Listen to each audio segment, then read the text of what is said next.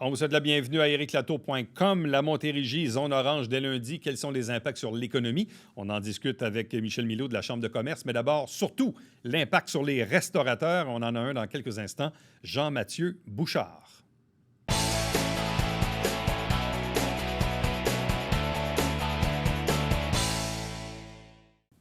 Le premier ministre Legault était tout sourire en début de semaine pour nous annoncer d'une part que les terrasses des restaurants un peu partout au Québec vont pouvoir ouvrir dès vendredi. Et dans le cas de la Montérégie, on sera zone orange à compter du lundi 31, ce qui veut dire que la semaine prochaine, les restaurateurs vont pouvoir aussi ouvrir à l'intérieur, mais avec certaines restrictions. C'était vraiment une dure année pour le monde de la restauration. On va voir un peu comment ça s'est passé et voir l'avenir avec l'un de ceux-là, Jean-Mathieu Bouchard, qui est propriétaire du comptoir-restaurant dans le Vieux-Saint-Jean. Salut, ça va?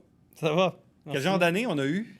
En le disant, je suis venu plein de frissons. Ça a été rough. Je suis très positif. Là. J'ai le sourire. Là. C'est juste là, un petit moment de quelques secondes à prendre la rétrospective. Écoute, ça a été beaucoup d'incertitudes, beaucoup de recherches, beaucoup de psychologie pour se protéger aussi. Tu sais, comme moi, tu sais, l'espérance qu'on allait ouvrir en janvier. Puis si j'étais tout le temps 3 mois plus tard, tu sais, on se croisait. Puis moi, déjà, même jusqu'à dernièrement, j'aimais mieux me dire septembre que juin parce que se faire refermer comme ça s'est passé dans d'autres zones, tu sais, c'est rough. Puis, tu sais, je me suis rendu compte aussi dans les derniers mois je le sais, on sert de bouc émissaire, puis pourtant, on est comme la place numéro 1 publique où ce que l'hygiène est déjà de base. Personne n'a trouvé le moyen de manger sans masque, donc c'est un peu ça, mais je pense que finalement, la restauration, c'est symbolique parce que les régions qu'on a vues revirer en orange après rouge puis revenir au rouge. Entre autres comme l'Estrie. C'est pas dans les restaurants, tout ça, mais c'est que de passer de rouge à orange, il y a une petite liste, mais je pense que le monde se font une grande liste. Puis ça fait que là, on se dit, bon, si on peut aller au restaurant, on peut se ramasser une gang à la maison, on peut ci, on peut ça. Donc, je pense que c'était très symbolique. On ouvre les restos, on se sent un peu plus libre. Effectivement, comme on l'a vu dans certaines régions, même nous, les gyms ont rouvert une semaine et demie. Puis après ça, avec ce qui s'est passé à Québec, on a refermé les gyms. L'Estrie, à côté de chez nous, Bromont, a rouvert ses restos pour finalement les refermer.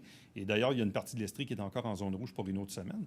Bref, c'est sûr, je comprends que tu veux pas ouvrir pour te faire refermer 2 semaines après. Non, c'est là que non, là, il faut que ça soit fini. Puis il y a aussi des enjeux d'inventaire. Moi, c'était ça que je pensais. Tu sais, quand les restos ont fermé, pour certains, tu viens de regarnir tes frigos, puis là, on te dit, non, il faut que tu fermes dans 2 jours. C'est dramatique. Là. On mange beaucoup. Oui, c'est ça, on mange beaucoup. Mais là, dans la dernière année, c'est quoi? Un peu d'aide gouvernementale? Oui, fédérale. Fédérale, ça a aidé beaucoup, ça? C'est une chance, parce que sinon, on ne serait pas là pour en discuter, là, c'est certain. Là, fait que l'aide fédérale, c'était crucial. Oui, une chance qu'ils sont là, parce que j'ai pas de fleurs à donner à Québec, ni...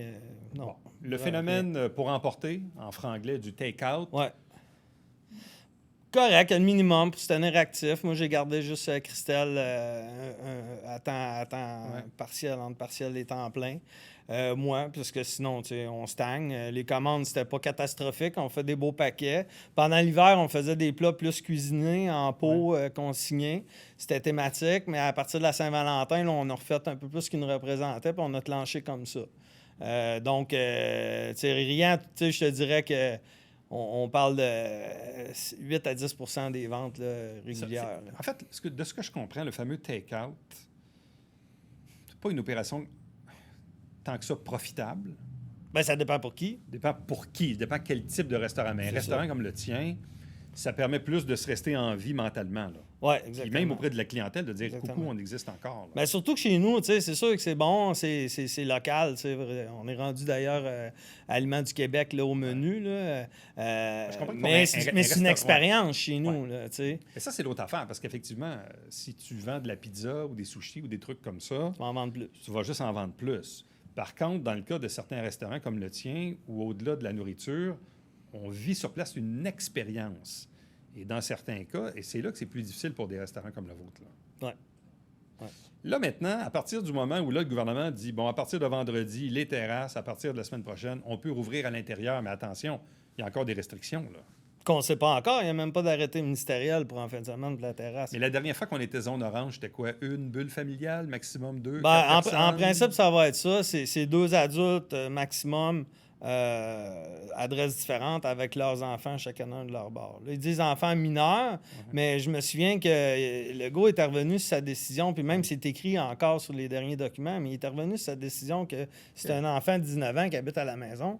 Ça compte, mais dans les papiers, ils disent que ça compte pas. Mais c'est correct de le faire graduellement, c'est-à-dire d'être orange, puis après ça jaune, puis après ça revenir au vert. Parce que revenir au vert demain matin, est-ce qu'on serait capable de le faire ou il faut réembaucher du personnel? Bref. Puis il y a le monde aussi qui probablement vont vouloir aller dans les restos assez rapidement quand ça fait longtemps que tu es privé de quelque chose.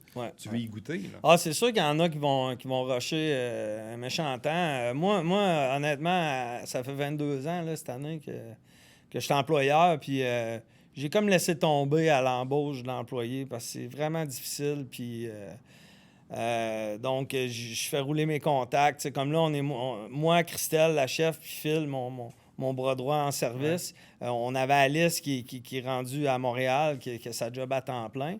Et puis mon ancienne chef va venir nous aider vendredi, samedi pour le rush. Donc, on va prendre ce qu'on peut. T'sais, c'est sûr que chez nous, le monde va être content, mais ça ne sera pas la folie, j'imagine, comme à d'autres endroits. Je veux dire que tout le monde se pousse, tout le monde est trop énervé. On a une clientèle patiente, malgré qu'on est quand même 3 machines. Là, avec Shelby aussi, on connaît la sauce là, chez nous. Mais d'avoir réengagé 6 personnes, autant même pas y penser. Parce qu'il y a plusieurs restaurateurs qui pensent avoir perdu au moins 20 de leurs employés qui, évidemment, dans la dernière année, ont décidé de faire autre chose de leur vie, tout simplement, ont quitté le métier. Donc, quand on va revenir à plein régime dans quelques semaines, quelques mois, ça va être tout un défi, ça, d'embaucher du personnel. Oui, quand même. Mais pour ma part, je suis déjà, tu sais, avec la distanciation, avec les fenêtres, j'étais déjà, si tu te souviens, avant la pandémie, mes chaises étaient déjà très épurées. Parce que j'ai un très grand restaurant, j'ai déjà quasiment eu 100 places. Là, on parle de 40-45. Ça va rester comme ça. Il y a juste une couple de fenêtres qui vont partir. Je vais pouvoir jumeler des tables pour avoir des 8, des groupes quand ça va être en temps normal. Mais en général, je n'aurai pas plus de sièges. Là. On est supposé d'agrandir la terrasse, mais ça ne sera pas plein en dedans et plein sur la terrasse. Ça va être la terrasse ou en dedans. Là, parlant de la terrasse, parce qu'il y a eu, quand tu as déménagé de l'autre côté de la rue, après la démolition du bâtiment, tu as eu quand même une terrasse à l'avant. Une saison ou 2 saisons? Écoute, ça a été vraiment compliqué parce qu'ils m'ont comme promis verbalement que je l'aurais pour un bout, pour 2 ans. Puis finalement, la première saison, en fait de la saison, il a fallu que je la démolisse parce qu'il y avait des travaux. Après ça, je l'ai remis. Puis à la base, je voulais la mettre derrière, moi, parce que je savais que on va avoir la paix, on a le terrain, on fait ce qu'on veut. Mais tu as une notion de bruit, de poussière. À l'intersection, c'est sûr qu'il y a tout le temps, je dirais pas le terme, mais quelqu'un avec sa Mustang qui rince son char, avec la musique un peu trop forte. On est juste sur le coin, là. Fait que c'est sûr que c'est pas agréable. OK. Fait que c'est pour ça que, dans le fond, tu avais concentré ces dernières années, puis surtout avec les travaux du Pont-Gouin, tu avais concentré ta terrasse arrière. Là, est-ce que tu as fait certaines modifications à cette terrasse-là? Ben là, c'est parce qu'on est supposé, là, c'est sûr que les matériaux, on est supposé faire une terrasse, mon propriétaire, Claude, est supposé faire une terrasse couverte et tout, mais là, avec les prix des matériaux, c'est fou. Ça va avoir lieu, est-ce que c'est cette année ou l'année prochaine? Fait que je t'allais m'acheter une belle tarp grise Canadian Tire à 49,95. Ça coûte moins cher que des 2 par 4. Ouais, c'est ça. Je l'ai tout bien arrangé. Fait qu'au moins, on a notre couverture. C'est surtout pour en fin de semaine si jamais il pleut. Parce que là, c'est sûr qu'on serait tout un petit peu. Et là, avec la distanciation, tu peux mettre combien de personnes sur ta terrasse? Là? Sous la toile, j'ai 14. Donc, je prends 14 en réservation. J'ai juste une table de 4. Toutes des tables de 2. Okay. Et puis ensuite, j'ai une autre table de 4. Que je vais prendre réservation dernière minute, là, si la température le permet. Il annonce très froid quand même en fin de semaine. Oui, non, ça. Le monde va venir quand même, mais rendu à 9 h le soir, ça serait pas étonnant qu'il fasse 6 degrés. Là, il n'y aura plus de couvre-feu non plus à partir de vendredi. Non. Mais donc, d'ailleurs, on ne sait même pas, justement, l'arrêté ministériel, on ne sait même pas à quelle heure qu'il faut le mettre le monde dehors. Là. C'est pas réglé encore, parce que dans les zones oranges, dans la grille de l'Association des restaurateurs, c'est encore 9 h. Il y a encore un couvre-feu. Ça n'a pas été changé. Il est levé vendredi. Là. C'est ça, mais il y a quand même certaines règles. C'est pas parce qu'il est levé qu'on peut fermer à 3 h du matin. Parce que la dernière saison qu'on est ouvert. Il y a encore des zones grises au moment d'enregistrer l'entrevue. Là. C'est ça. Parce qu'en principe, le couvre-feu est levé vendredi. Les terrasses extérieures peuvent ouvrir. Les gens peuvent se rassembler dans leur cour arrière, maximum 8 personnes. C'est ce qui est permis à partir de vendredi. Puis la Montérégie zone orange lundi prochain. Ça, c'est le topo de la situation. Mais dans le fond, est-ce que ça va être un peu un bon rodage en fin de semaine, le vendredi, samedi, dimanche, là, de rouvrir la terrasse, même si les gens vont peut-être avoir des bons manteaux pour, pour être à l'extérieur. Rodage. C'est comme le vélo. Redémarrage. Ça va faire du bien. En tout cas, je te dirais que j'ai arrangé le resto cette semaine, puis là, j'ai encore des frissons, puis j'ai clenché la musique, puis je me suis mis à penser aux clients qui seraient là. C'est émotif. On s'ennuie. Les gens ont eu toutes sortes de contraintes liées à la COVID, mais dans le cas des gens comme vous autres qui avez tenté de rester actifs, est-ce que psychologiquement, à un moment donné, ça vient dur sur le moral de dire, bon, mais là, je suis pas capable de pratiquer mon métier, d'opérer mon restaurant, ça vient lourd à porter. De s'endetter aussi. S'endetter, là. Ah, ben, dans un métier qui n'est pas, c'est pas le plus payant, là, on s'entend. Surtout moi, j'ai un modèle d'affaires.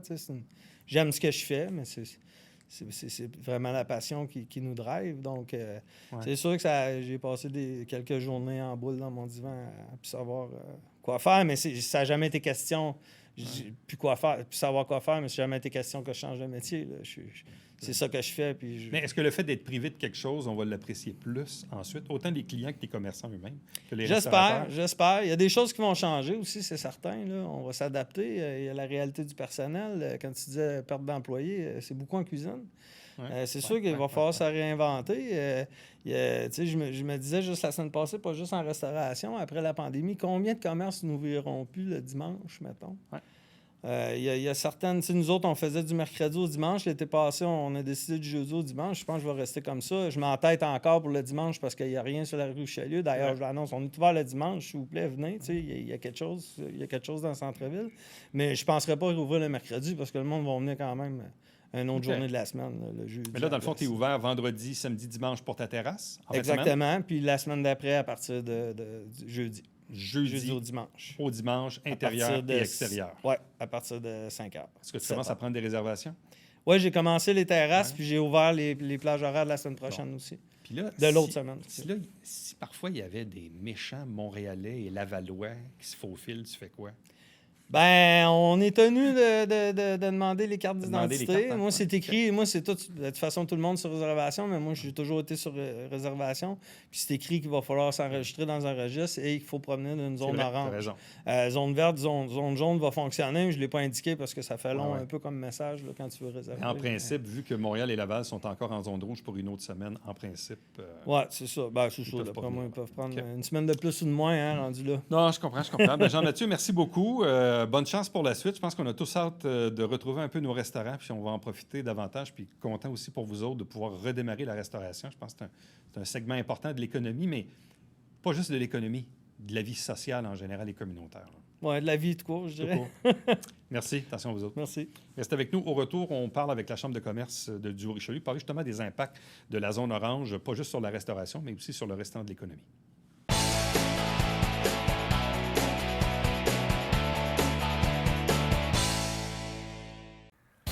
Salut, ici Alexandre Baudouin. Et François Trépanier. François, directement de ces quartiers de Saint-Hilaire, de retour au pays. Un bon ami à toi. Éric Gélina qui est avec nous, de retour de la Suède. Voilà.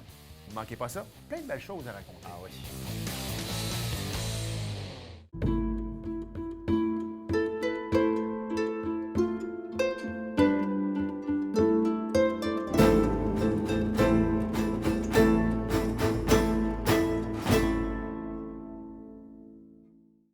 Mesdames et messieurs, bonjour et bienvenue à la Justice entre nous. Mon nom est Serge.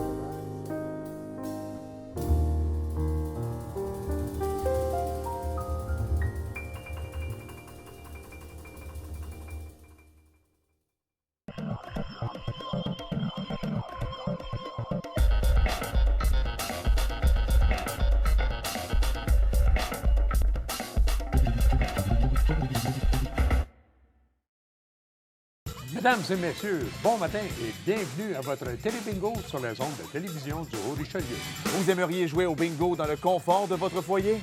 C'est possible. Tous les dimanches matins, 9h30, à la télévision du Haut-Richelieu, maintenant en haute définition au 609. Pour vous procurer les livrets du télébingo, c'est facile. Consultez la liste de nos 30 dépositaires au www.tvhr9.com.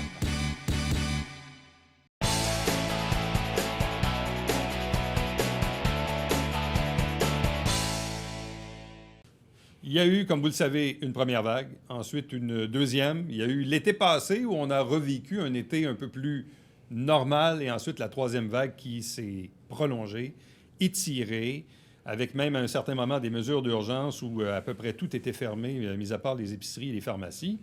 Et là, on se demandait bien à quel moment la Montérégie allait revenir orange. C'est lundi prochain, le 31, et même dès ce vendredi, les terrasses extérieures peuvent rouvrir, la levée du couvre-feu et même des rassemblements personnels de 8 personnes maximum dans les cours arrière. Quel impact sur l'économie? Comment on s'organise? On en discute avec le directeur général de la Chambre de commerce et de l'industrie du Haut-Richelieu, Michel Milot. Salutations. Bonjour. C'est une bouffée d'air frais. C'est quoi? Comment on réagit face à l'annonce de ces bonnes nouvelles? Quelle belle nouvelle. Enfin. Mais la bonne nouvelle dans cette bonne nouvelle-là, c'est qu'il y a un plan. Il y a un plan à long terme. Donc, c'est rassurant. C'est rassurant de voir que le gouvernement, tu sais, en juin, c'est un plan. En août, ça en a un autre. En septembre, je pense qu'on s'en va vraiment dans la bonne voie. On a raison d'être optimiste. C'est difficile là, de faire un tableau précis, mais c'est quoi les impacts de la pandémie sur une économie comme celle du Haut-Richelieu depuis la dernière année et même un peu plus? Là, on parle de quasiment 14-15 mois. Il y a certaines industries qui ont quand même réussi à maintenir, d'autres qui ont fermé, qui ont rouvert, qui ont ouvert mais différemment. Bref, on s'en sort pas trop mal? On s'en sort quand même pas trop mal. C'est sûr qu'il y a des secteurs comme la gym, les restaurants qui ne font pas de livraison habituellement, qui ont viré de bord faire du take-out uniquement. C'est un peu plus difficile. Mais les restaurants qui étaient habitués de livrer, puis étaient habitués, ça faisait partie de leur day-to-day, eux autres s'en sont très, très bien sortis, là. Les gens ils ont été à l'écoute, ils ont encouragé les restaurants de la région. Donc, il y en a qui ont fait des affaires d'or. C'est quand même récemment, on faisait le bilan avec NextDev, Conseil économique, mais plus le volet industriel. Sylvie Brosseau nous disait, mis à part quelques pertes d'emplois, l'économie s'en tire pas trop mal. Du côté de la Chambre de commerce, dans votre cas, à vous, c'est vraiment des membres qui ont parfois des petits commerces, des commerçants qui, dans certains cas, ont été fermés pendant plusieurs semaines, à part les épiceries et les pharmacies. Fort heureusement, les programmes de subvention étaient au rendez-vous parce que pour avoir fait des entrevues avec quelques commerçants, pas de subvention, il y en aurait plusieurs qui seraient morts aujourd'hui. Plus de la moitié seraient morts aujourd'hui, là. Pas de subvention salariale, pas de subvention sur les loyers, tu n'as pas d'argent qui rentre. C'est impossible de traverser cette crise-là aussi longtemps, là. Bon. C'est quoi les impacts de voir la Montérégie revenir orange à partir de lundi, là? Bien, en fait, c'est surtout ceux qui étaient fermés depuis le début, là, les plus touchés. Comme j'ai dit auparavant, les gyms, les restaurants, les petites boutiques là, qui avaient juste le propriétaire qui travaillait, qu'eux vont pouvoir réembaucher, il va avoir une meilleure circulation. Même si on a encore des règles sanitaires à respecter, au moins on est en orange, on est un petit peu plus lousse, on peut dire comme ça, là, mais il faut faire quand même attention. Un des enjeux dont on a entendu beaucoup parler, ça va être peut-être pas là, parce que les restaurants rouvrent tranquillement, mais dans quelques semaines, là, si on redevient jaune et vert et on reprend des opérations normales, c'est l'enjeu de l'embauche. Parce qu'il y a beaucoup de gens là, qui ont perdu leur emploi, puis on s'entend qu'après 2-3 mois, tu dis OK, mais là, si ça fait un an, ces gens-là se sont replacés, se sont réorientés, ont fait d'autres choses de leur vie. Donc, il va y avoir un problème d'embauche tantôt.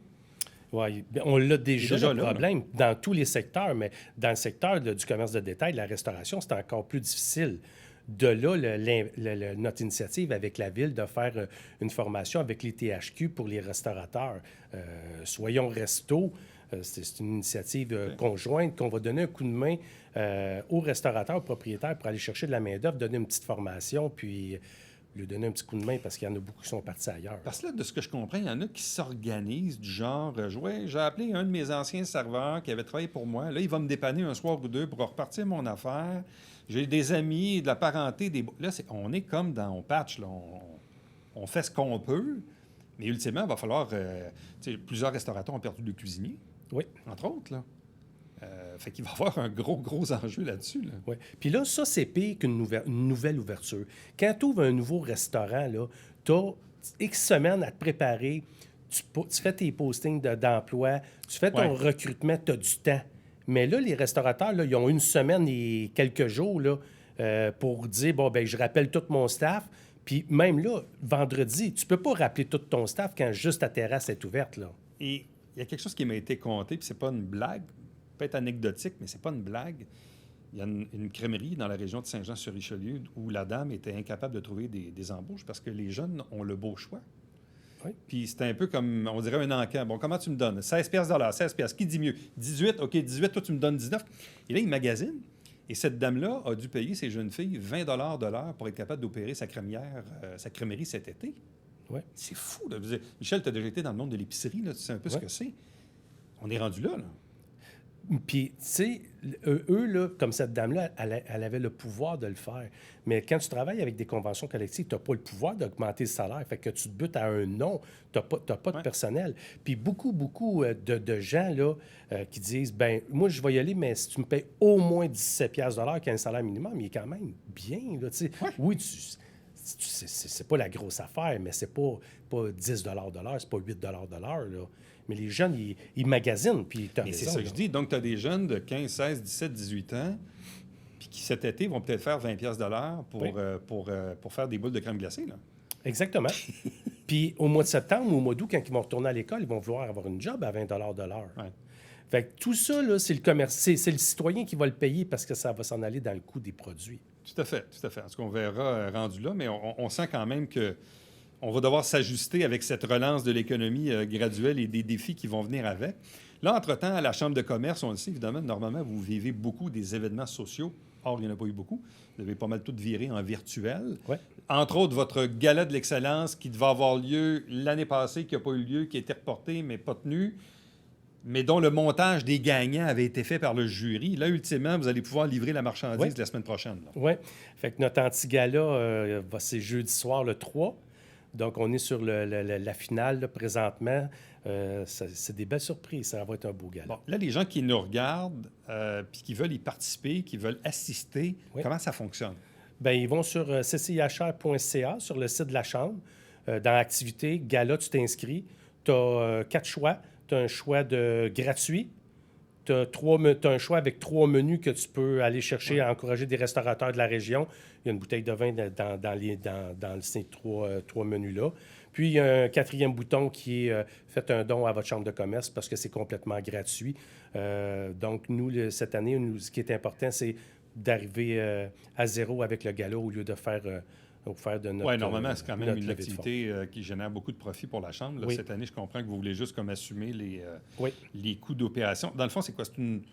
C'est comme une émission de télé? C'est monté? C'est un direct? Pas direct? Bref, qu'est-ce que c'est? C'est préenregistré. Ça va diffuser sur Facebook Live. Donc, on va avoir un maximum de 9 partenaires qui vont faire de la rediffusion en même temps, simultanément, pour aller chercher une plus grande auditoire. OK. Et puis, il va y avoir un photo booth en même temps live que vous allez pouvoir prendre vos photos. Il y a un tirage d'un iPad, gracieuseté de Vidéotron. On a des activités, on a un show d'ouverture, on a des petits spectacles, on a des surprises. C'est environ 1h40, 1h45, là, le total du gala au complet, avec les petites présentations des partenaires.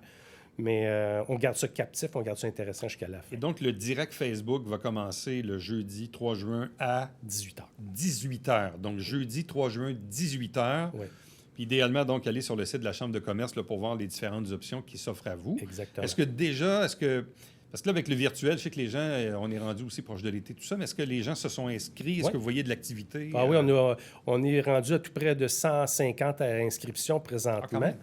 C'est quand même très, très bien. On est super contents. On a eu quand même assez de dons pour encourager la Chambre, puis signifie qu'ils sont contents de notre travail pendant la dernière année, parce qu'on a aidé beaucoup les commerçants de la région. Donc, ça va être plein de belles petites surprises. OK.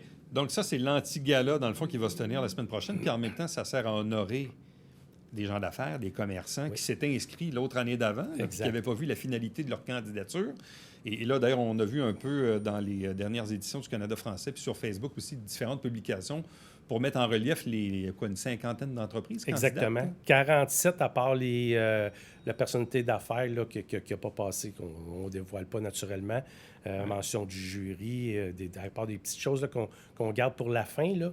Mais oui, c'est 47 entreprises exactement qu'on voulait mettre en lumière, puis reconnaître leur travail, puis reconnaître, tu sais, ils ont rempli un cahier de candidature, ils sont venus passer les auditions avec les jurys. Donc, c'est important pour nous de leur donner de la visibilité qui va à avec une ça. époque où on faisait des affaires sans pandémie. exactement. C'est un peu bizarre de dire ça, Oui. mais c'est un peu ça qu'on célèbre dans le fond. On célèbre des entreprises qui opéraient jusqu'au 15 mars de l'année passée. Oui, exactement. Oui. Bon, une fois l'anti-gala passé, vous avez toujours sur le radar votre tournoi de golf. Oui, en septembre, le 16 septembre. Bon, qu'on fait là, avec les nouvelles mesures, Oui. allez-vous pouvoir tenir un événement de type souper à la fin? À date, c'est ça qui est prévu. C'est ça le plan de match. C'est shotgun, comme d'habitude, puis avec un déjeuner-dîner avant et un souper. Mais on va ajuster, là, on verra. Selon rendu là. Mais en principe, ça sera un tournoi de golf tout à fait normal et traditionnel comme Oui. on les vivait avant la pandémie. Oui, parce qu'en septembre, en principe, tout le monde ou presque devrait avoir eu les 2 doses. Exact. Au moins la première dose, puis un bon pourcentage OK. de 2 doses. Alors, on est confiant. Puis OK. avec le club de golf Saint-Jean, ils nous ont dit qu'on faisait un shotgun. Donc, eux aussi sont confiants. OK. Dernière question. Septembre à décembre, Oui. qu'est-ce que vous avez comme événement? Pouvez-vous les organiser tentativement? Oui, un peu. Ça ressemble à quoi? Bien là, nous, on va prévoir notre calendrier tout présentiel. OK. Fait qu'on va avoir, animé par M. Éric Latour, on va avoir le débat à la mairie. Ah oui? Ah, je Oui, savais pas. oui, oui. C'est-tu moi qui vais l'animer? Oui, ben oui, ben oui. Ouais, je vais accepter. C'est correct.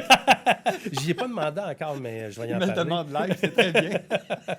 En septembre. Donc, OK. on aimerait ça le faire en présentiel.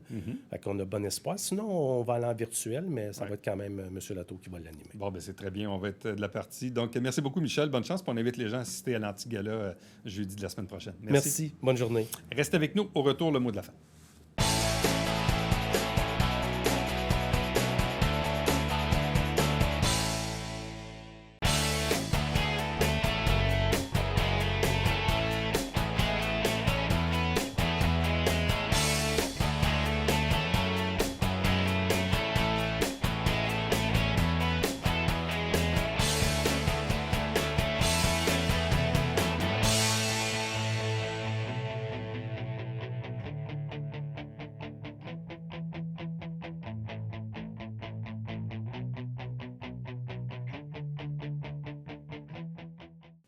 Malgré les écocentres et avec le recyclage aux 2 semaines, Compo va installer aussi dans la ville de Saint-Jean-sur-Richelieu des conteneurs uniquement pour les surplus de carton. Exemple, vous achetez une grosse télévision, vous n'avez pas de place dans votre bac de recyclage, vous allez pouvoir aller la porter là directement et non pas à l'écocentre comme on le faisait auparavant. À demain. Bye-bye.